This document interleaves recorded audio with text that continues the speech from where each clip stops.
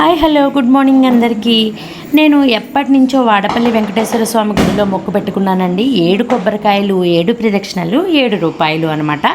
అలా ఈ మొక్కు తీర్చుకున్నానమాట. అన్ని కొబ్బరికాయలు కొట్టేశాక చాలా హ్యాపీగా ఒక వింత జరిగింది. ఏంటంటే లాస్ట్లో పువ్వు వచ్చిందనమాట కొబ్బరికాయలో. ఇది చాలా హ్యాపీగా అనిపించింది. మొక్కు తీర్చుకోవడం లేట్ అయినా మంచిగా ఫలితం వచ్చింది.